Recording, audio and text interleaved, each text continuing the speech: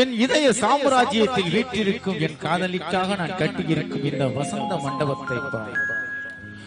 உயிரோடு இருக்கும் என் காதலிக்காக நான் கட்டியிருக்கும் இந்த வசந்த மாளிகையை பார்.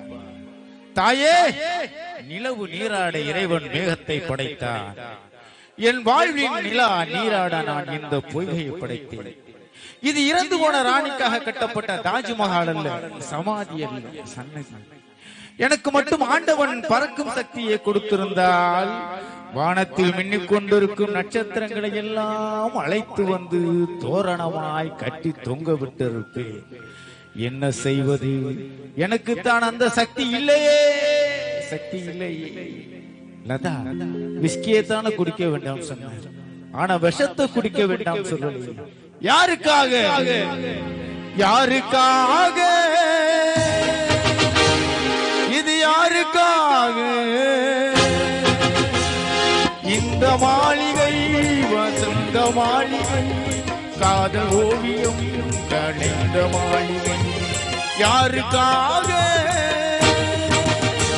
இது யாருக்காக?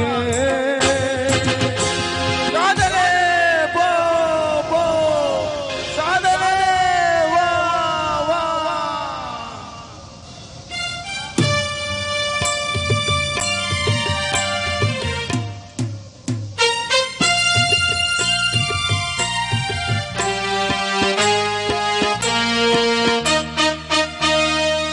மரணம் என்னும் தூது வந்தது, அது மங்கை என்னும் வடிவு வந்தது. சொர்க்கமாக நான் நினைத்தது, சொர்க்கமாக நான் நினைத்தது இன்று நரகமாக மாறிவிட்டது. யாருக்காக?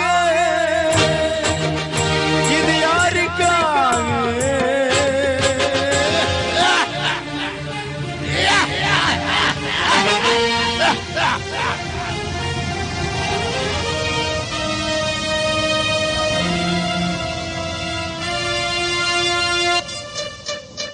மலரைத்தானே நான் பறித்தது, கைமுள்ளின் மீது ஏன் விழுந்தது? உறவைத்தானே நான் நினைத்தது, என்னை பிரிவு வந்து ஏன் அழைத்தது?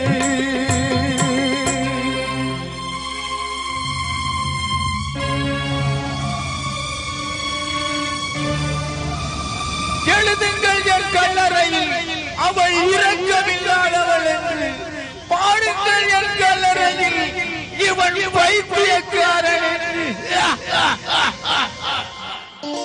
கண்கள் தீட்டும் காதல் என்பது அது கண்ணில் நீரை வரவழைப்பது. பெண்கள் காட்டும் அன்பு என்பது நம்மை பித்தனாக்கி அலைய வைப்பது. யாருக்காக?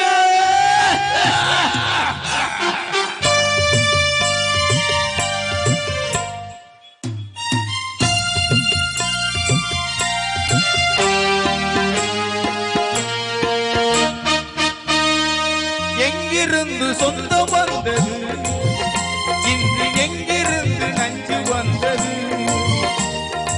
அங்கிருந்து ஆட்டுகின்றவள் தினமாடுகின்ற நாடகம் இது. யாருக்காக? இது யாருக்காக? இந்த மாளிகை வசந்த மாளிகை, காதல் ஓவியம்